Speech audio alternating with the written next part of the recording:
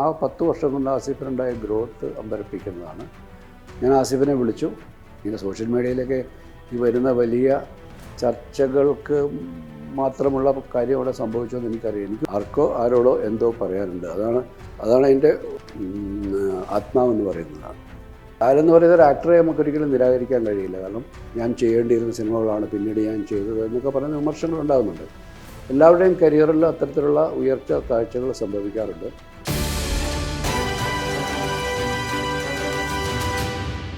ഈ നിഖിൽ മഹേശ്വരുടെ ഒരു മിസ്സിങ്, ആ ഒരു മിസ്റ്ററി സോൾവ് ചെയ്യുന്ന ഒരു ഇൻവെസ്റ്റിഗേഷൻ ട്രാക്ക് ദേവദൂനിൽ കംപ്ലീറ്റ് ആയിട്ട് വരുന്നത് നമ്മൾ കണ്ട വെർഷനിൽ പോകുന്നുണ്ട്. അപ്പോൾ ആദ്യം മുതൽ നമ്മൾ ആലോചിക്കുന്ന സമയത്ത്, അതായത് നസറുദ്ദീൻ ഷാ വെച്ച് ആലോചിക്കുന്ന ടൈം ഫ്രെയിം തൊട്ട് തന്നെ ഈ ഒരു ട്രാക്ക് ഉണ്ടായിരുന്നു, ഒരു ഇൻവെസ്റ്റിഗേഷൻ ട്രാക്ക് കൂടെ ഉണ്ടായിരുന്നു സിനിമയ്ക്കകത്ത്.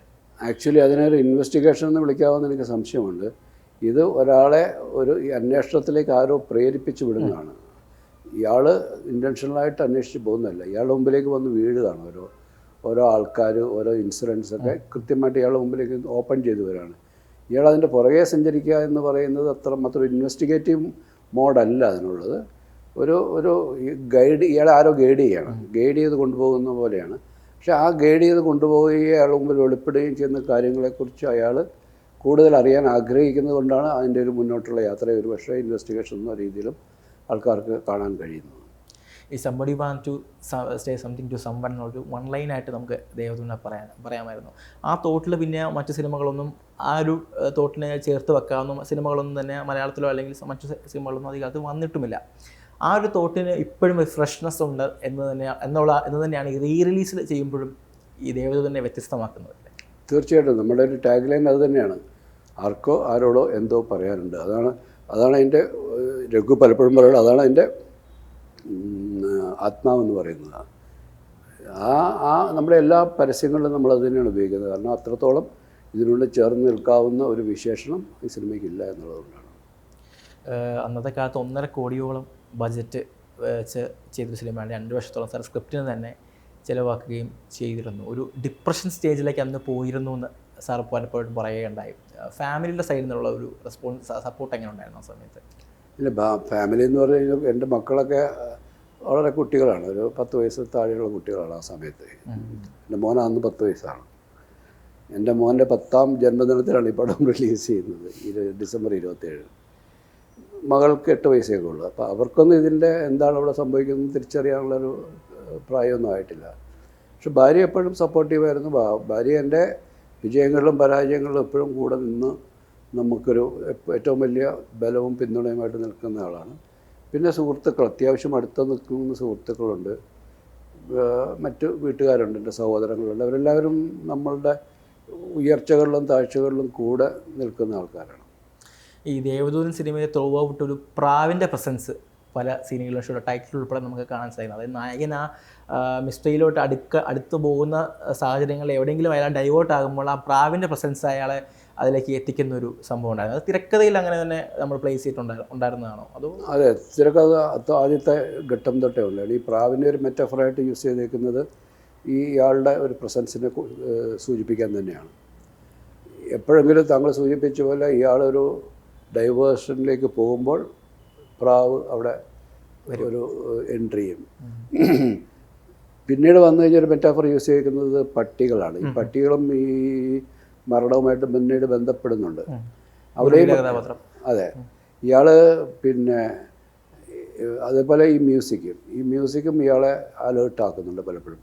ഇയാൾക്ക് എനിക്കത് പറയാൻ കഴിയില്ല എന്ന് പറയുമ്പോൾ മണിയുടെ മുമ്പിൽ 7 ബെൽസിന് മുമ്പിൽ അയാൾ പറയുമ്പോഴത്തേക്കും മണി അടിച്ചു തുടങ്ങും. അപ്പോൾ എല്ലാ രീതിയിലും മ്യൂസിക്കലായിട്ട് ഈ പ്രാവിൻ്റെ രൂപത്തിലൊക്കെയും ഈ എന്താണ് സ്പിരിറ്റിൻ്റെ പ്രസൻസ് ഇയാളെ ഡൈവേർട്ട് ചെയ്യുക, അയാൾ കൊണ്ടുപോകുന്ന സ്പിരിറ്റ് ഉദ്ദേശിക്കുന്ന വഴിയിലൂടെ അയാളെ നടത്തിക്കൊണ്ട് ഇയാൾ എപ്പോഴെങ്കിലും വഴി തെറ്റിയാൽ അവിടെ അതിൻ്റെ ഇടപെടൽ ഉണ്ടാകുന്നുണ്ട്. അപ്പോൾ ഇത് പറഞ്ഞപ്പോഴാണ് സപ്തസ്വരമാണെങ്കിൽ ആ 7 ബെൽസ് എന്ന് പറഞ്ഞ ആ ഒരു ഇൻസ്ട്രുമെൻറ്റിനെ നമ്മൾ തിരക്കഥയിൽ എന്തായാലും അത് ഉൾപ്പെടുത്തിയിട്ടുണ്ട്. അപ്പോൾ അതിൻ്റെ ഒരു മേക്കിംഗ്, അതിൻ്റെ ഒരു രൂപം എങ്ങനെ ആയിരിക്കണം എന്നുള്ളതിനെക്കുറിച്ച് കലാസംവിധായകനുള്ള നിർദ്ദേശങ്ങളൊക്കെ എങ്ങനെയായിരുന്നു? ഇതും ആദ്യഘട്ടം തൊട്ടേ ഉള്ള ആ ഇൻസ്ട്രുമെൻറ്റ് നമ്മുടെ കഥയിലുള്ളതാണ്. അങ്ങനെ ഒരു ഇൻസ്ട്രുമെൻറ്റ് ഉണ്ടോ ഇല്ലയോ എന്ന് നമുക്കറിയില്ല. നമ്മുടെ രഘുവിൻ്റെ ഭാവനയിലുണ്ടായതാണ് ആ ഒരു കൺസെപ്റ്റ്. അതിൻ്റെ രൂപത്തെക്കുറിച്ചൊന്നും നമുക്ക് വ്യക്തമായ ധാരണയില്ല. 7 മണികളായിരിക്കും അത് എന്നുള്ളൊരു ബേസിക്കലി ഒരു പിയാനോയുടെ മോഡലുള്ള ഒരു ഇൻസ്ട്രുമെൻ്റ് ആയിരിക്കും അതെന്ന് മാത്രമാണ് നമ്മൾ കൺസീവ് ചെയ്തിരുന്നത്. പിന്നെ നമ്മൾ ആദ്യമായിട്ട് ഇതിൻ്റെ ഒരു ആർട്ട് ഡയറക്ടറായിട്ട് നമ്മൾ ആദ്യം കൊണ്ടുവന്നിരുന്നത് പ്രകാശ് മൂർത്തിനെയാണ്. പ്രകാശ് മൂർത്തി ഒരു സ്ഥിരമായിട്ട് സിനിമകൾ ചെയ്ത് സിനിമയിൽ ആർട്ട് ഡയറക്ഷൻ ചെയ്ത ഒരാളല്ല. അദ്ദേഹം അറിയപ്പെടുന്ന ഒരു പെയിൻറ്ററാണ്, സ്കൾപ്ചറാണ്. അപ്പം അദ്ദേഹത്തെ കൊണ്ടുവന്നു. അദ്ദേഹം പക്ഷേ ഇതിൻ്റെ ഈ ഡിസൈൻ അദ്ദേഹമാണ് ചെയ്തത്, ഇതിൻ്റെ ബേസിക് ഡിസൈൻ അദ്ദേഹമാണ് ചെയ്തത്. ആ സിനിമയിൽ കാണുന്ന അതിൻ്റെ ഡ്രോയിങ്ങും അദ്ദേഹമാണ് ചെയ്തത്. ആദ്യ കുറേ ദിവസം അദ്ദേഹം ഈ ആർട്ട് ഡയറക്ഷൻ്റെ ഭാഗത്ത് നമ്മുടെ കൂടെ ഉണ്ടായിരുന്നു. പക്ഷേ സിനിമയുടെ ഒരു സ്പീഡും കാര്യങ്ങളുമായിട്ടൊക്കെ ചേർന്ന് പോകാൻ അദ്ദേഹത്തിൻ്റെ ഒരു വർക്കിൻ്റെ പാറ്റേൺ അങ്ങനെ ആയിരുന്നില്ല. അപ്പോഴത്തേക്കാണ് പിന്നെ മുത്തുരാജിനെ പോലുള്ളൊരു ആർട്ട് ഡയറക്ടറുടെ സഹായം നമ്മൾ തേടിയത്. പിന്നീട് ഈ പ്രകാശ് മൂർത്തി ചെയ്ത ആ ഒരു 7 ബെൽസിൻ്റെ ആ സ്ട്രക്ചറിനെ കുറച്ചുകൂടെ ഫങ്ഷണലാക്കാനായിട്ട്, അത് വർക്ക് ചെയ്യുന്ന രീതിയിൽ മോഡലിലേക്ക് കൊണ്ടുവരാനായിട്ട് മുത്തുരാജും എൻ്റെയും കോൺട്രിബ്യൂഷൻ ഉണ്ടായിട്ടുണ്ട്. മോഹൻലാലുമായിട്ട് ഒരുപാട് സിനിമ, ദേവദൂതനടക്കം മുൻ സിനിമകളടക്കം ഒരുപാട് സിനിമകളിൽ വർക്ക് ചെയ്തിട്ടുള്ള ആളാണ് സാർ. ഈ ഒരു കുറച്ച് കാലമായിട്ട് മോഹൻലാൽ സിനിമകളിലെ മോഹൻലാലിൻ്റെ പ്രകടനത്തെ ധാരാളം വിമർശിക്കപ്പെടുന്ന സാഹചര്യങ്ങളിലൂടെ അദ്ദേഹം കടന്നു പോകുന്നുണ്ട്, അദ്ദേഹത്തിൻ്റെ സിനിമകൾ കടന്നു പോകുന്നുണ്ട്. ഇപ്പോൾ അത് മോഹൻലാലിൽ നിന്ന് നടന്ന അയാളുടെ എല്ലാ വേർഷനും കണ്ട് ശീലിച്ച ഒരാളെന്ന നിലയിൽ ആ ഒരു വിമർശനം ശരിക്കും അദ്ദേഹത്തിൻ്റെ കരിയറിൽ ഇപ്പോൾ അത് ക്രിട്ടിസൈസ് ചെയ്യപ്പെടേണ്ടത് തന്നെയാണോ ഇപ്പോഴത്തെ ഒരു അവസ്ഥയിൽ? ഇല്ല, ഒരു ആക്ടറെ സംബന്ധിച്ചോളം അല്ലെങ്കിൽ ഒരു സിനിമയിൽ പ്രവർത്തിക്കുന്ന ഇപ്പോൾ എന്നെ സംബന്ധിച്ചോളം എനിക്കും ഒരുപാട് ഉയർച്ചകളും താഴ്ചകളും ഉണ്ടാകുന്നുണ്ട്. ഞാൻ ചെയ്യേണ്ടിയിരുന്ന സിനിമകളാണ് പിന്നീട് ഞാൻ ചെയ്തത് എന്നൊക്കെ പറയുന്ന വിമർശനങ്ങൾ ഉണ്ടാകുന്നുണ്ട്. എല്ലാവരുടെയും കരിയറിൽ അത്തരത്തിലുള്ള ഉയർച്ച താഴ്ചകൾ സംഭവിക്കാറുണ്ട്. അത് മമ്മൂട്ടിക്കും ഒരു കാലത്ത് മമ്മൂട്ടിയെ പറ്റിയും ഇത്തരത്തിൽ അദ്ദേഹം ചെയ്യുന്ന സിനിമകൾ കുറിച്ചുള്ള വലിയ വിമർശനങ്ങളുണ്ടായിരുന്നു. പക്ഷേ പിന്നീട് മമ്മൂട്ടി തൻ്റേതായിട്ടുള്ള രീതിയിൽ സിനിമകൾ സെലക്ട് ചെയ്യും. ഈ കഴിഞ്ഞ ഒരു 2-3 വർഷങ്ങളായിട്ട് അദ്ദേഹം ചെയ്യുന്നതൊക്കെ വളരെ ഒരു ചലഞ്ചിങ് ആയിട്ടുള്ള വേഷങ്ങളെ കണ്ടുപിടിച്ച് ചെയ്യുന്ന ഒരു രീതി വന്നിട്ടുണ്ട്. ലാൽ ഒരിക്കലും വേഷങ്ങളെ കഥാപാത്രങ്ങളെ അന്വേഷിച്ച് പോകുന്ന ആളല്ല, ലാലിലേക്ക് എത്തിപ്പെടുന്നതിന് ഏറ്റവും മനോഹരമായിട്ട് ചെയ്യുന്ന ആളാണ്. ഇടക്കാലത്ത് അത്തരം ചില അദ്ദേഹത്തിന് മുമ്പിലേക്ക് വന്ന കഥാപാത്രങ്ങൾ അദ്ദേഹം ചെയ്യണമായിരുന്നു എന്നുള്ള ചർച്ചകളാണ് നടക്കുന്നത്. അതിനെക്കുറിച്ചൊക്കെ ഇപ്പോൾ ഒരു തിരിച്ചറിവ് അദ്ദേഹത്തിന് ഉണ്ടായിട്ടുണ്ട്. അദ്ദേഹം അത്തരത്തിലുള്ള ഒരു കൂടുതലും എന്താണെന്ന് വെച്ചാൽ ഈ വലിയ അമാനുഷമായ കഥാപാത്രങ്ങൾ ചെയ്യുന്ന ഒരു പാറ്റേണിലേക്ക് അദ്ദേഹത്തിനെ അങ്ങോട്ട് മാറ്റി നിർത്തുകയും പ്രത്യേകിച്ച് ഈ ഫാൻ ബേസ്ഡ് ആയിട്ടുള്ള ചില താല്പര്യങ്ങളെ കൂടെ സംരക്ഷിക്കേണ്ടെന്ന് ചില പ്രഷേഴ്സ് വരുമ്പോഴൊക്കെയാണ് അത് ചെയ്യുന്നത്. പക്ഷേ അത് പലപ്പോഴും അത് വേണ്ട രീതിയിൽ അത് സ്വീകരിക്കപ്പെടാതെ പോയപ്പോൾ ആണ് ഈ സെറ്റ് ബാക്സുകൾ ഉണ്ടായിട്ടുള്ളത്. പക്ഷേ ഇപ്പോൾ വീണ്ടും കുറച്ചുകൂടെ ശ്രദ്ധയോടെ കഥാപാത്രങ്ങളെ സ്വീകരിക്കുന്ന ഒരു രീതിയിലേക്ക് അദ്ദേഹം വന്നിട്ടുണ്ടെന്നാണ് ഞാൻ മനസ്സിലാക്കുന്നത്. ലാലെന്ന് പറയുന്ന ഒരു ആക്ടറെ നമുക്കൊരിക്കലും നിരാകരിക്കാൻ കഴിയില്ല. കാരണം ഈ ചിലപ്പോൾ ചില വീഴ്ചകൾ ചെയ്യുന്ന സിനിമകളുടെ അതിൻ്റെ കഥാപാത്രങ്ങളുടെയൊക്കെ ഭാഗത്തു നിന്നുണ്ടായ കുറവുകളെ അദ്ദേഹത്തിൻ്റെ സിനിമകളെ ബാധിച്ചിട്ടുണ്ട്. പക്ഷേ ലാലെന്ന് പറയുന്ന ആക്ടർക്ക് ഒരിക്കലും ഒരു മാറ്റവും ഇല്ല. അടിസ്ഥാനപരമായിട്ട് അദ്ദേഹം ഒരു ജന്മസിദ്ധമായ വാസനയുള്ള ആക്ടർ എന്ന നിലയിൽ ഒരിക്കലും അത് ചോർന്നു പോകുന്നതല്ല. ഇനിയും അദ്ദേഹത്തിന് ചെയ്യാൻ പറ്റുന്ന മികച്ച കഥാപാത്രങ്ങൾ അദ്ദേഹത്തിലേക്ക് എത്തുമ്പോൾ ഏറ്റവും നല്ല പ്രകടനങ്ങൾ കാഴ്ചവെക്കാൻ കഴിയുന്ന ആക്ടർ തന്നെയാണ് അദ്ദേഹം. ഈ സമ്മറിൻ ബെത്ലഹേമിൽ അതേപോലെ സുരേഷ് ഗോപി, ജയറാം, മഞ്ജു വാര്യർ ആ ഒരു പ്ലോട്ടിൽ മുന്നോട്ട് പോകുന്ന കഥയിൽ അവസാനം ക്ലൈമാക്സോട് എടുക്കുമ്പോഴാണ് നിരഞ്ജൻ്റെ എൻട്രി. അപ്പോൾ നിരഞ്ജനായിട്ട് നമ്മൾ മനസ്സിൽ അതുവരെ മോഹൻലാലിനെ കാണുന്നില്ലെങ്കിലും സിനിമയ്ക്ക് ശേഷം ആ റോളിന് മോഹൻലാലിനേക്കാൾ മികച്ചൊരു ഉദാഹരണം ഓപ്ഷൻ വേറെ ഉണ്ടായിരുന്നോ എന്ന് പോലും നമ്മൾ ചിന്തിക്കുന്ന രീതിയിലൊരു പ്രകടനമായിരുന്നു. വളരെ കുറച്ച് സമയമാണ് ഉള്ളെങ്കിൽ പോലും മോഹൻലാൽ പ്രകടനം നടത്തിയിട്ടുണ്ടായിരുന്നത്. എങ്ങനെയാണ് സാർ മോഹൻലാലിനെ ആ ഒരു കഥാപാത്രത്തിലേക്ക് കാസ്റ്റ് ചെയ്യുന്നത്? നമ്മൾ സിനിമയുടെ ഷൂട്ടിങ്ങിനൊപ്പം തന്നെയാണ് അത് എഴുതിക്കൊണ്ടിരുന്നത്. പെട്ടെന്ന് തമിഴിൽ നിന്നും തമിഴിൽ ചെയ്യാൻ ഉദ്ദേശിച്ച സിനിമ ലാസ്റ്റ് മിനിറ്റിൽ അത് മാറി മലയാളത്തിലേക്ക് ആക്കുകയും അപ്പോൾ മലയാള വേർഷൻ എഴുതാനായിട്ട് രഞ്ജിത്ത് എത്തുമ്പോൾ ഷൂട്ടിങ്ങിൻ്റെ ഒപ്പം തന്നെയാണ് എഴുതിക്കൊണ്ടിരുന്നത്. അപ്പോൾ ഷൂട്ടിങ്ങിൻ്റെ ഒരു പകുതി ഘട്ടമൊക്കെ എത്തിക്കഴിഞ്ഞപ്പോഴാണ് ഈ ഒരു കഥാപാത്രം രൂപപ്പെട്ടു വരുന്നത് എഴുത്തിൽ. അപ്പോൾ നമ്മൾ ആരെയാണെന്നുള്ള ചിന്തകൾ അവിടെ നിന്നാണ് ചർച്ച ആരംഭിക്കുന്നത്. അപ്പോൾ ബിജു മേനോൻ തൊട്ടുള്ള ആലോചനകൾ തുടങ്ങിയിരുന്നു. പക്ഷേ എല്ലാവരുടെയും ഒരു ഉദാഹരണം സുരേഷിൻ്റെയും ജയറാമിൻ്റെയും മുകളിൽ ഒരു ഇമേജുള്ള ഒരു സീനിയറായിട്ടുള്ള ആക്ടർ തന്നെ അത് ചെയ്യണം എന്നുള്ളതുണ്ടായിരുന്നു. അപ്പോൾ അങ്ങനെയുള്ള അന്വേഷണത്തിൽ നമ്മൾ കമലഹാസനെയും രജനീകാന്തിനെയും വരെ ആലോചിച്ചു, അവരെ സമീപിച്ചിട്ടില്ല. പക്ഷെ പെട്ടെന്നാണ് നമ്മളെന്തിനാണ് ഈ ലാലൊരു പരസ്യത്തിൽ പറഞ്ഞ സ്വർണം വീട്ടിൽ വെച്ചിട്ട് എന്തെന്ന് പറയുന്ന പോലെ ലാൽ ഇവിടെ ഉണ്ടല്ലോ, പിന്നെ വേറെ ആളെ അന്വേഷിച്ച് പോകണ്ടല്ലോ എന്നുള്ളൊരു ചിന്ത പെട്ടെന്ന് തിരിച്ചറിയുക, അതങ്ങനെ വന്നതാണ്. പക്ഷേ ലാലിങ്ങനെ ഒരു 2 ദിവസത്തേക്കുള്ളൊരു റോള് ചെയ്യുമോ എന്നൊക്കെ ചെറിയ സന്ദേഹം ഉള്ളതുകൊണ്ടായിരിക്കാം പെട്ടെന്ന് അത് ചിന്തിക്കാതെ പോയത്. പക്ഷേ ലാലിനെ നേരിട്ട് പോയി കണ്ട് പറഞ്ഞ് സംസാരിച്ചു. അപ്പം തന്നെ അത് ചെയ്യാൻ തയ്യാറാവുകയും വരികയും 2 ദിവസം അത് ഷൂട്ട് ചെയ്തു. 2 ദിവസം ഷൂട്ട് ചെയ്തെങ്കിൽ ഒരു ദിവസം ഷൂട്ട് ചെയ്ത് മാത്രമേ പടത്തിൽ ഉപയോഗിച്ചുള്ളൂ. ഒരു ദിവസം ഒരു ചെറിയ സീനും കൂടെ ഷൂട്ട് ചെയ്തിരുന്നു, അത് പിന്നെ പടത്തിൽ ഉപയോഗിച്ചില്ല. ഇനിയിപ്പോൾ ഇതിന് ശേഷം തൊട്ടുപുറകെ മൺചിത്രത്താഴും കൂടെ റിലീസ് ചെയ്യപ്പെടാൻ പോവുകയാണ്. ഓഗസ്റ്റ് 12-17 തീയതി റിലീസാക്കാൻ പോവുകയാണ്. സാർ ആ സിനിമയിൽ സെക്കൻഡ് യൂണിറ്റ് സംവിധായകനായിട്ട് വർക്ക് ചെയ്തിട്ടുണ്ടായിരുന്നു. ഫാസിൽ അടുത്ത സുഹൃത്തും ഇതിൻ്റെ ദേവദൂതൻ്റെ സമയത്ത് എഴുതുന്ന സമയത്ത് തന്നെ ഒരു സജഷൻസ് ഒക്കെ നൽകിയിരുന്ന ആളാണ്. ആ ഒരു മൺചിത്രത്താഴിൻ്റെ സമയത്തുള്ള ഒരു എക്സ്പീരിയൻസ് എന്തായിരുന്നു സാർ? മൺചിത്രത്താഴിലെ ഫാസിലിൻ്റെ ഒരു ആഗ്രഹം, ഫാസിൽ തന്നെ സിനിമ ഷൂട്ട് തുടങ്ങുന്നതിന് മുമ്പ് തന്നെ പൂർണ്ണമായ സ്ക്രിപ്റ്റ് വായിച്ച് കേൾപ്പിച്ചു. ഫാസിലിന് ആ സിനിമയെക്കുറിച്ച് വലിയ കോൺഫിഡൻസ് ഉണ്ടായിരുന്നു. അതുകൊണ്ട് തന്നെയാണ് അദ്ദേഹം അതിൻ്റെ, കാരണം ഒരുപാട് ക്യാരക്ടേഴ്സും ഒരുപാട് സീക്വൻസസും വലിയ ഒരുപാട് എഫേർട്ട് വേണ്ട ഒരു മേക്കിംഗ് കൂടെ ആയിരുന്നു അത്. ഫാസിൽ മുന്നോട്ട് വെച്ചൊരു സജഷനാണ്. ഫാസിലിൻ്റെ കൂടെ അതിനു മുമ്പ് വർക്ക് ചെയ്തിരുന്ന എല്ലാവരും, പ്രിയൻ ഫാസിലിൻ്റെ കൂടെ അസിസ്റ്റ് ചെയ്തിട്ടൊന്നും ഇല്ലെങ്കിൽ പോലും പ്രിയൻ ഫാസിലിനെ ഒരു ഗുരുതുല്യനായിട്ട് കാണുന്നയാളാണ്. ഞാൻ ഫാസിലുമായിട്ട് മാമാട്ടിക്കുട്ടിയമ്മയിലും മഞ്ഞിൽ വിരിഞ്ഞ പൂക്കളിലൊക്കെ വർക്ക് ചെയ്തിട്ടുണ്ട്. സിദ്ദിഖിലായാലും ഫാസിലിൻ്റെ കൂടെ കുറച്ച് സിനിമകളിൽ അസിസ്റ്റൻ്റ് ആയിട്ടുണ്ട്. അപ്പം നിങ്ങളെല്ലാവരും കൂടെ വന്ന് ഓരോ പോർഷൻസായിട്ട് എനിക്ക് ചെയ്ത് ഹെൽപ്പ് ചെയ്യണമെന്ന് പറഞ്ഞു. അവരെല്ലാവരും പോയി ചെയ്തു. പ്രിയനും ചെയ്തു, സിദ്ദിഖും ലാലും പോയി ചെയ്തു. ആ സമയത്ത് ഞാൻ ചെങ്കോലിൻ്റെ ഷൂട്ടിങ്ങിൻ്റെ തിരക്കിലായിരുന്നു. ആ സമയത്ത് തന്നെയാണ് ഇത് നടക്കുന്നത്. അപ്പോൾ ഫാസിലിന് ഞാൻ പറഞ്ഞു, ഷൂട്ടിംഗ് കഴിഞ്ഞിട്ട് ഞാൻ വരാം, ഈ ഷൂട്ട് തീർത്ത ഉടനെ വരാമെന്ന് പറഞ്ഞു. അങ്ങനെ ആ ഷൂട്ട് തീർത്തിട്ട് ഞാനാണ് ഏറ്റവും അവസാനം പോയി അതിൻ്റെ ഭാഗമാകുന്നത്. ഞാനൊരു 3 ദിവസത്തോളം അവിടെ സീനുകളെടുത്തു, പാട്ടെടുത്തു.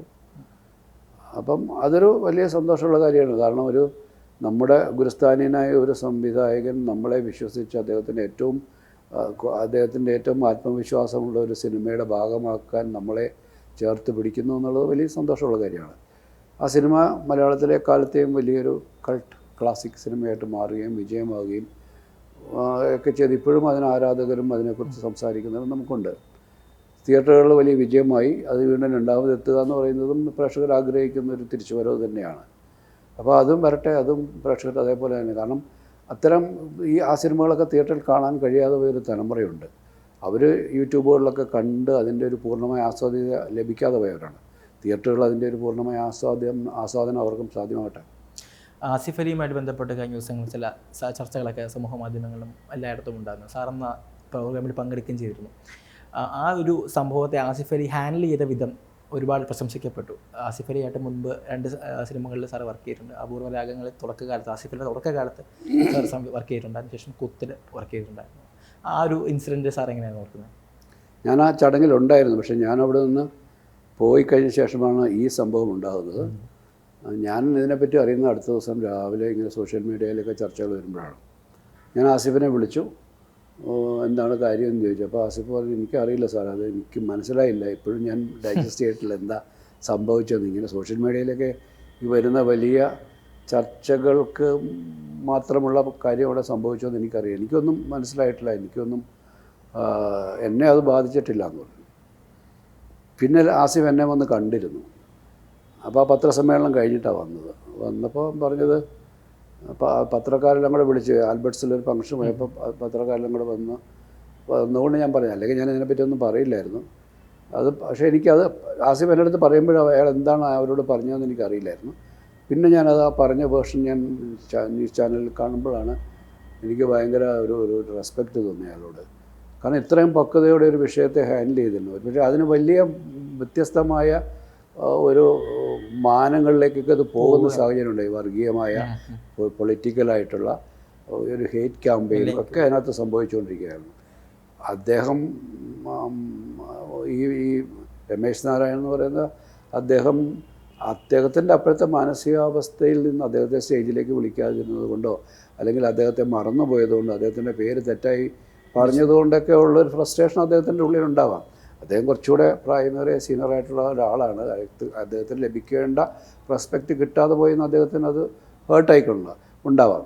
അപ്പോൾ അതിൽ നിന്നൊക്കെ ഉണ്ടായ ഒരു പ്രതികരണമാണ് അത്. ആസിഫിനോടോ അല്ലെങ്കിൽ ഏതെങ്കിലും വ്യക്തികളോടോ ഒരു പ്രതികരണമായിട്ട് ഞാൻ കാണുന്നില്ല. ആസിഫും അതിനങ്ങനെ കണ്ടിട്ടില്ല. അപ്പോൾ ആ സിറ്റുവേഷനെ വളരെ നല്ല രീതിയിൽ ഹാൻഡിൽ ചെയ്യാൻ കഴിഞ്ഞു. ആസിഫിനെ പോലെ ഒരു ചെറുപ്പക്കാരൻ എത്ര പക്വതയിലാണ് നേരിട്ടതെന്നുള്ളത് എനിക്ക് അയാളോടുള്ളൊരു ഇഷ്ടവും ബഹുമാനവും വർദ്ധിക്കാറുണ്ടായിരുന്നു. 2 സിനിമകൾ നേരത്തെ ആസിഫായിട്ട് വർക്ക് ചെയ്തിട്ടുണ്ടായിരുന്നു. ആസിഫ് എന്ന നടനെ ഇപ്പോഴത്തെ യുവതാരങ്ങളിൽ ഒരുപാട് പേര് നല്ല പ്രകടനം കാഴ്ചവെക്കുന്ന ഒരുപാട് നടന്മാരിൽ ഒരാളാണ് ആസിഫ് അലി. ആസിഫ് അലി എന്ന ആക്ടറിനെ സാർ എങ്ങനെയാണ് വിളിക്കുന്നത്? ആസിഫ് വളരെ പൊട്ടൻഷ്യലുള്ള ഒരു ആക്ടറാണ്. അതിന് പറ്റിയ കഥാപാത്രങ്ങൾ കിട്ടിയാൽ അത് ചെയ്യാൻ പ്രാപ്തിയുള്ള ആൾ തന്നെയാണ്. ആസിഫ് നല്ല ഡെഡിക്കേറ്റഡുള്ള ആർട്ടിസ്റ്റാണ്. ഒരു ക്യാരക്ടറിനെ കിട്ടിയാൽ അതിനെ എത്രമാത്രം നന്നാക്കാൻ കഴിയും.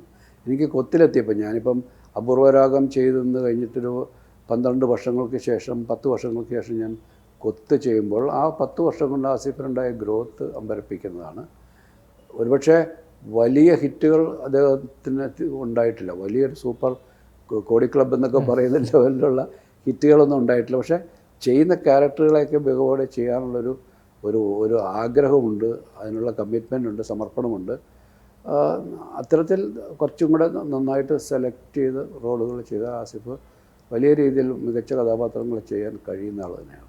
ഈ കഴിഞ്ഞ കുറച്ച് വർഷങ്ങൾക്ക് മുൻപ് വരെ മലയാള സിനിമയുടെ സാമ്പത്തിക വിജയം ഒരു വലിയ പ്രശ്നമായി മാറുന്നൊരു ടൈം ഫ്രെയിം ഉണ്ടായിരുന്നു. തിയേറ്ററുകളിൽ നിന്ന് പ്രേക്ഷകർ മാറി നിൽക്കുന്നു, OTT കൂടുതൽ സമ്പത്ത് നേടുന്നു എന്ന രീതിയിലേക്കുള്ള ചർച്ചകളൊക്കെ നിർമ്മാതാക്കൾക്കിടയിലൊക്കെ ഉണ്ടായി.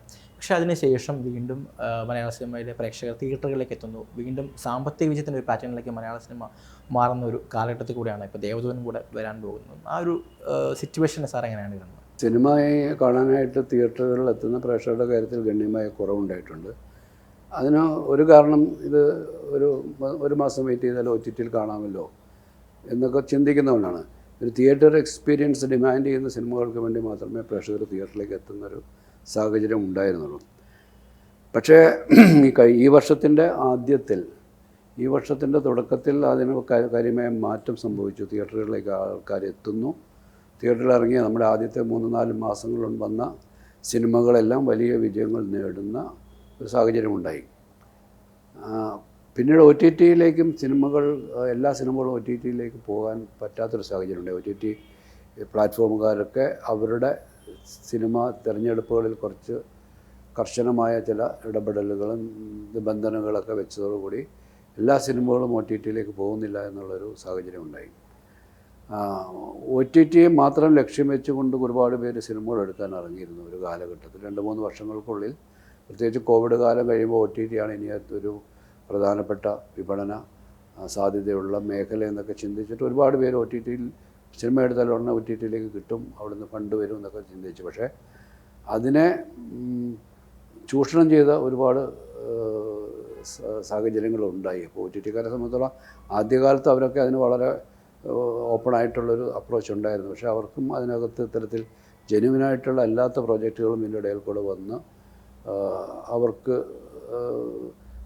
ഗുണകരമല്ലാത്ത ചില പ്രോഡക്റ്റുകളൊക്കെ വരുന്നൊരു സാഹചര്യത്തിൽ അവരതിൽ നിന്നും കുറച്ചും കൂടെ കർശനമായ ചില ഉപാധികളിലാണ് സിനിമകൾ എടുക്കാറുള്ളത്. തിയേറ്റർ റിലീസാകട്ടെ, തിയേറ്ററിൽ നന്നായിട്ട് സ്വീകരിക്കപ്പെടുകയാണെങ്കിൽ OTTയിലേക്ക് സ്വീകരിക്കുക എന്നൊക്കെ പറയുന്നൊരു സാഹചര്യത്തിലാണ് ഇപ്പോൾ നിൽക്കുന്നത്. അപ്പോൾ തീർച്ചയായിട്ടും സിനിമയുടെ ക്വാളിറ്റിയെ തന്നെയാണ് അത് ഡിമാൻഡ് ചെയ്യുന്നത്. അപ്പോൾ ക്വാളിറ്റിയുള്ള തിയേറ്ററുകളിൽ സക്സസ് ആകുന്ന സിനിമകൾക്ക് തന്നെയാണ് ഇപ്പോഴും പ്രസക്തിയും പ്രാധാന്യമുള്ളത്. അത് ഒരു വിധത്തിൽ സിനിമയ്ക്ക് വലിയ പ്രതിസന്ധി ഉണ്ടാക്കുന്ന ഒരു കാര്യമുണ്ട്. കാരണം തിയേറ്ററുകളിൽ ആദ്യത്തെ ദിവസം തന്നെ ഈ സിനിമകൾ വന്ന് അതിൻ്റെ വിജയപരാജയങ്ങളെ വിലയിരുത്തുന്ന ഒരു സാഹചര്യമുണ്ട്. പ്രത്യേകിച്ചും ഈ ഓൺലൈൻ മീഡിയ ആൾക്കാരുടെ റിവ്യൂസ് എന്നൊക്കെ പറയുന്നത് അത് എത്രമാത്രം സത്യസന്ധമാണ് അല്ലെങ്കിൽ എത്രമാത്രം യാഥാർത്ഥ്യമാണെന്നുള്ളത് മനസ്സിലാക്കാതെ നടത്തുന്ന റിവ്യൂസ് ഉണ്ട്. എത്ര ഓതൻറ്റിക് ആയിട്ടുള്ള റിവ്യൂകളാണ് നടക്കുന്നതെന്നൊക്കെ ഉള്ളതിനെക്കുറിച്ചൊക്കെ നമുക്ക് ഇപ്പോഴും സംശയമുണ്ട്. അപ്പോൾ അത് പെയ്ഡ് റിവ്യൂസ് ഉണ്ട്, പൈസ കൊടുത്തില്ലെങ്കിൽ മോശമായിട്ട് റിവ്യൂ ചെയ്യുന്ന സാഹചര്യങ്ങളുണ്ട്. അങ്ങനെയൊക്കെയുള്ള ഒരുപാട് തെറ്റായ പ്രവണതകൾ സിനിമയുടെ കച്ചവട സാധ്യതകളെ വല്ലാതെ ബാധിക്കുന്നുണ്ട്. ഇപ്പോൾ ഈ ദേവദൂതൻ്റെ റിലീസിൻ്റെ ടൈം ഫ്രെയിം, റിലീസിൻ്റെ ട്രെയിലർ ലോഞ്ചിൻ്റെ സമയത്ത് മോഹൻലാൽ പറയുകയുണ്ടായി ഒരു വലിയ ഭാഗ്യമുള്ളൊരു സിനിമയാണ് ദേവദൂതൻ. കാരണം അത് റിലീസ് ചെയ്യാനുള്ള സാങ്കേതികമായൊരു പിന്തുണ ലഭിക്കാനുള്ള അതിൻ്റെ പ്രിൻ്റ് വർഷങ്ങൾക്ക് ശേഷവും യാതൊരു കുഴപ്പവും കൂടാതെ പ്രസാദ് ലാബിലുണ്ടായിരുന്നു. അത് ലഭിച്ചത് കൊണ്ട് മാത്രമാണ് റിലീസ് എന്ന് പറഞ്ഞൊരു പോയിന്റിലേക്ക് ഇത് സിനിമ എത്തുന്നത്.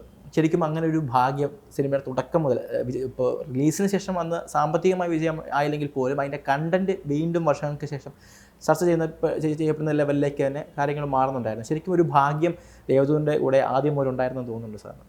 തീർച്ചയായിട്ടും ഈ സിനിമയ്ക്ക് അങ്ങനത്തെ എന്തോ ഒരു പ്രത്യേകതയുണ്ട്. ഏതോ ഒരു മിസ്റ്ററി ഈ സിനിമയെ പിന്തുടരുന്നുണ്ട്. നമ്മൾ ആദ്യം ചെയ്യാൻ 42 വർഷങ്ങൾക്ക് മുമ്പ് ആദ്യം ചെയ്യാനായിട്ട് നമ്മൾ വർക്ക് ചെയ്തൊരു സ്ക്രിപ്റ്റാണ്. അന്ന് നടക്കാതെ പോയി. 18 വർഷങ്ങൾക്ക് ശേഷം വീണ്ടും അത് വേറെ രീതിയിൽ, നമ്മൾ പ്രതീക്ഷിക്കാത്ത രീതിയിൽ ഇത്രയൊരു സ്റ്റാറിൻ്റെയും കൂടെ പങ്കാളിത്തത്തോടുകൂടി അത് ചെയ്യാൻ കഴിയുന്നു. അതും സ്വീകരിക്കപ്പെടാതെ പോയി. വീണ്ടും 24 വർഷങ്ങൾക്ക് ശേഷം ആ സിനിമ വീണ്ടും പ്രേക്ഷകരിലേക്ക് എത്തണമെന്ന് ഒരു സാഹചര്യം ഉണ്ടാകുന്നു. അപ്പോൾ അത് ഇങ്ങനെയൊക്കെ സംഭവിക്കുന്നത് മലയാള സിനിമ ഇതിന് മുമ്പ് ഉണ്ടാകാത്തൊരു കാര്യങ്ങളാണ്. അപ്പോൾ അത് സാധ്യമായത് തന്നെ മോഹൻലാൽ സൂചിപ്പിച്ച പോലെ എന്തോ ഒരു അത്ഭുതകരമായ ഒരു ഭാഗ്യം ഈ സിനിമയ്ക്കുണ്ട് എന്നുള്ളതാണ്. നമ്മുടെ ചെന്നൈയിലുള്ള പല ലാബുകളും ഇപ്പം ഇല്ല, അതെല്ലാം പൂട്ടിപ്പോയി. അവിടെയൊക്കെ ഷോപ്പിംഗ് മാളുകളും ഹോട്ടലുകളൊക്കെ വന്നു കഴിഞ്ഞു. നമ്മുടെ ഈ സിനിമ പ്രസാദ് ലാബിലായിരുന്നു. അവിടെ ഇത് ഇൻടാക്റ്റായിട്ട് ഇതിൻ്റെ നെഗറ്റീവ് ഉണ്ടായിരുന്നു, ഇതിൻ്റെ സൗണ്ട് ട്രാക്ക് ഉണ്ടായിരുന്നു. പിന്നെ ഈ സിനിമയ്ക്കുള്ള ഒരു പ്രത്യേകത എന്ന് പറയുന്നത് ഇത് ഷൂട്ട് ചെയ്തേക്കുന്നത് സിനിമാസ്കോപ്പിലാണ്. ഇപ്പം എൻ്റെ കിരീടം തൊട്ട് തുടങ്ങി ദശരഥം വരെയുള്ള സിനിമകളൊക്കെ 35 mm ഷൂട്ട് ചെയ്തത്. ഞാൻ ആദ്യമായിട്ട് സിനിമാസ്കോപ്പിൽ ഷൂട്ട് ചെയ്യുന്നത് ജിസാനും സബ്ദുള്ളയാണ്. അതിനു മുമ്പുള്ള എല്ലാ സിനിമകളും 35 mm. അപ്പോൾ ഈ 35 mm നിന്നും ഇതിനെ ഈ ഒരു ഫോർമാറ്റിലേക്ക് കൊണ്ടുവരുമ്പോൾ കുറച്ച് വിഷ്വൽ ക്വാളിറ്റിയിൽ അത്ര ഒരു പെർഫെക്ഷൻ ഉണ്ടാകാൻ സാധ്യത കുറവാണ്. കാരണം 35 mm നിന്ന് സിനിമാസ്കോപ്പിലേക്ക് അത് ബ്ലോ അപ്പ് ചെയ്യുമ്പോൾ അതിൻ്റെ വിഷ്വൽ ക്വാളിറ്റിയെ ബാധിക്കും. അതുകൊണ്ട് അത്തരം സിനിമകളൊക്കെ ചെയ്തതിന് എന്തുമാത്രം അതിന് സാധ്യതയുണ്ടെന്നുള്ളത് അറിയില്ല. പക്ഷേ ഇതിനത് ഗുണകരമായി തീർന്നു. പിന്നെ DTSൻ്റെ തുടക്കകാലത്ത് ചെയ്തൊരു സിനിമയാണ്. അപ്പോൾ മികച്ച സൗണ്ട് ക്വാളിറ്റി ഉണ്ട്, മൾട്ടിപ്പിൾ ട്രാക്സാണ്. മറ്റ് സിനിമകളൊക്കെ ദശരഥം വരെയുള്ള സിനിമകളൊക്കെ മോണോ ട്രാക്കിലാണ് റെക്കോർഡിങ് നടന്നിട്ടുള്ളത്. അപ്പോൾ അതൊക്കെ ഇനി രണ്ടാമത് കൊണ്ടുവരണമെങ്കിൽ ഇത്തരത്തിലുള്ള 35 mm മോണോ റെക്കോർഡിങ്ങിലുള്ളതുമായിട്ടുള്ള സിനിമകൾ റിലീസിന് സാധ്യമാകണമെങ്കിൽ ഇത്തരത്തിലുള്ള ആധുനിക സാങ്കേതികതകൾ ഉപയോഗിക്കണമെങ്കിൽ അതൊക്കെ രണ്ടാമത് റീവർക്ക് ചെയ്യേണ്ടി വരും. അതിൻ്റെ സൗണ്ട് ട്രാക്കൊക്കെ പുതുതായിട്ട് ഉണ്ടാക്കേണ്ടി വരും. അതിൻ്റെ വിഷ്വൽ കാര്യങ്ങളിലൊക്കെ വലിയ രീതിയിൽ സാങ്കേതികമായ ഒരുപാട് കാര്യങ്ങൾ ചെയ്യേണ്ടി വരും. നമുക്ക് ഈ സിനിമയ്ക്ക് കിട്ടിയ ഭാഗ്യം എന്ന് പറയുന്നത് ഇതെല്ലാം നമ്മുടെ കയ്യിൽ വളരെ ഏറ്റവും പെർഫെക്റ്റ് ആയിട്ടുള്ളൊരു ഒരു വിഷ്വൽ ആൻഡ് സൗണ്ട് അതിൻ്റെ ഒരു കാര്യങ്ങൾ സൂക്ഷിക്കപ്പെട്ടിരുന്നു എന്നുള്ളതാണ്. പുതിയ സിനിമകൾ ദേവദൂതൻ റിലീസിന് ശേഷം പുതിയ സിനിമകൾ എന്തെങ്കിലും ആലോചനകളുണ്ട്? ഞാനൊരു വെബ് സീരീസാണ് ഇപ്പോൾ ചെയ്യാനായിട്ട് അതിൻ്റെ ജോലിയിലാണ് ഇപ്പോൾ. ഈ വർഷം അവസാനത്തോടെ അതിൻ്റെ ഷൂട്ടിംഗ് നടക്കും. അതിൻ്റെ പ്രീ പ്രൊഡക്ഷൻ വർക്കുകൾ നടക്കുകയാണ്. അതാണ് എൻ്റെ മുമ്പിലുള്ള ഒരു പ്രധാന പ്രോജക്റ്റ്. വലിയ പ്രോജക്റ്റാണ്. അതൊരു പീരിയഡ് പ്രോജക്റ്റാണ്. അപ്പം 8 എപ്പിസോഡുകളായിട്ട് ചെയ്യുന്നൊരു പ്രോജക്റ്റാണ്. അപ്പോൾ അതിനൊരുപാട് തയ്യാറെടുപ്പുകൾ വേണം. ഞാൻ ചെയ്ത ഏറ്റവും വലിയ പ്രോജക്റ്റുകളിലൊന്നായിരിക്കും അത്. സിനിമയും 1-2 സിനിമകൾ ആലോചനയിലുണ്ട്. അപ്പോൾ ഈ ഗ്യാപ്പിൻ്റെ ഇടയിൽ അതുകൂടെ ചെയ്യണമെന്ന് 2 സിനിമയുടെ ചിന്തകളുണ്ട്. വെബ് സീരീസിന് മലയാളത്തിൽ ഇപ്പം ആ ഒരു ട്രെൻഡും കൂടെ ശക്തമായിട്ട് വരുന്നുണ്ട്. വെബ് സീരീസ് ഇപ്പോൾ ഹോട്ട്സ്റ്റാർ, ആമസോൺ പ്രൈം അടക്കമുള്ള OTT പ്ലാറ്റ്ഫോംസ് എല്ലാം മലയാള സിനിമയിലെ വെബ് സീരീസിൻ്റെ സാധ്യതകളെക്കുറിച്ച് കൂടി ശക്തമായിട്ട് അവർ ചിന്തിക്കുന്നുണ്ട്. അവർ അതിന് ഇൻവെസ്റ്റ് ചെയ്യുന്നുണ്ട്. വലിയ മുതൽ മുടക്ക് നൽകി നല്ല ലാഭം നേടുകയും ചെയ്തു. ഇപ്പോൾ ഏറ്റവും അവസാനം റിലീസ് നാഗേന്ദ്രൻസ് ഹണിമൂൺ എന്ന് പറഞ്ഞൊരു വെബ് സീരീസ് നിതിൻ രഞ്ജി പണിക്കരുടെ റിലീസാണ്. വെബ് സീരീസുകളുടെ ഒരു സാധ്യത ശരിക്കും മലയാള സിനിമയിൽ ഇനി എത്രത്തോളം ഉണ്ടായിരിക്കും? അല്ല, അത് തീർച്ചയായിട്ടും ഉണ്ടാവുകയാണ്. പ്രേക്ഷകരെ സംബന്ധിച്ചോളം വീട്ടിലിരുന്ന് കാണാൻ പറ്റുന്നു എന്നുള്ളത് തന്നെയാണ്. പിന്നെ പുതിയ കണ്ടൻറ്റുകൾ തിയേറ്ററുകളിൽ ഒരുപക്ഷെ നമ്മൾ പരീക്ഷിക്കാനും ചെയ്യാനും ധൈര്യപ്പെടാത്ത കണ്ടൻറ്റുകൾ OTTയിൽ വരാൻ സാധ്യതയുണ്ട്. അവർ വലിയ ക്വാളിറ്റി ഡിമാൻഡ് ചെയ്യുന്നുണ്ട്. OTT പ്ലാറ്റ്ഫോമുകാർ നല്ല മികച്ച ക്വാളിറ്റിയിലുള്ള പ്രോഡക്റ്റ് തന്നെയാണ് ഡിമാൻഡ് ചെയ്യുന്നത്. അപ്പോൾ ഒരു തട്ടിക്കൂട്ട് പ്രോഡക്റ്റ്സ് ഒന്നും അവിടെ വിലപ്പോവുകയില്ല. അപ്പോൾ അതുകൊണ്ട് തന്നെ നല്ല ക്വാളിറ്റിയുള്ള നല്ല കണ്ടൻറ്റുള്ള ഒരു ദൃശ്യ സാധ്യതകൾ OTTയിൽ നമുക്ക് ലഭിക്കുമെന്നുള്ളത് കൊണ്ട്, അതുപോലെ തന്നെ വെബ് സീരീസുകൾ ലോകവ്യാപകമായി വലിയ രീതിയിൽ സ്വീകരിക്കപ്പെടുന്നുണ്ട്.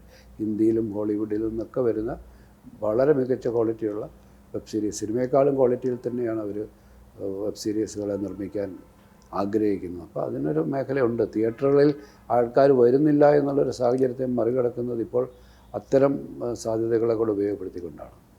ഇപ്പോൾ 24 വർഷങ്ങൾക്ക് ശേഷം ദേവദൂതൻ വീണ്ടും വരുമ്പോൾ അന്ന് സംഭവിച്ച ആ ഒരു പരാജയത്തിന് ഇത്തവണ റിലീസിലൂടെ ഒരു മാറ്റമുണ്ടാകുമെന്ന് ഞങ്ങളടക്കമുള്ള തലമുറ പ്രതീക്ഷിക്കുകയാണ്.